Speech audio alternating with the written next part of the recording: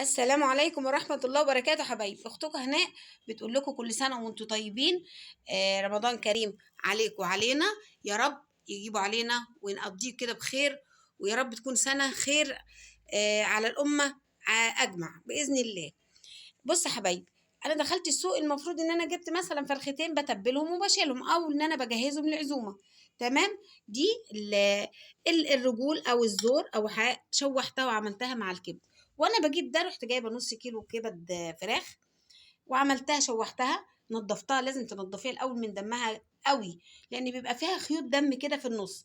وبتشوحيها وبتحط لها توم وفلفل احمر وفلفل اخضر وكمون والف هنا، لغايه ما ما تنشف وتبقى طبق جميل للاكل. ده طبق بدنجان مقلي معلهوش اي حاجه، اللي عايزه ياكله كده. وده طبق كرنبيت جميل. دي طبق كفته من امبارح، باقي من اكل امبارح، كفته رز برضه حطيته. انا ما بحبش ارمي حاجه بصراحه، انا بضيفه اللي هو لو حد نفسه فيه تاني ياكل منه تاني. ده طبق بطاطس مهروسه. آه يعني انا بدأ دايما اسويها كده على الهادي، وبعدين لغايه هي ما تتهرى وتستوى بايديا.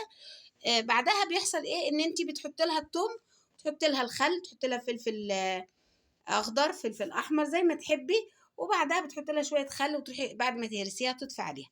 طبق سلطه بلدي عادي، طبق زيتون جميل من اللي انت مملحاه في خلال السنه، طبق بطاطس بفلفل اسمر، طبق فلفل حامي بصلصه. ده طبق الكبده، وده طبق الكبده، وده طبق الرجول او بمعنى اصح الزور للي عايز ياكله. الف هنا. دي اكله حرشه، اكل الحرشه دي ما فيش حد فينا ما بيحبهاش، كلنا بنحبها بإذن الله. ألف هنا عليكم وعلينا، يا رب تكون لقمة طيبة عليكم وعلينا. كل سنة وانتم طيبين، رمضان كريم. كانت معاكم أختكم هناء إبراهيم، والسلام عليكم ورحمة الله.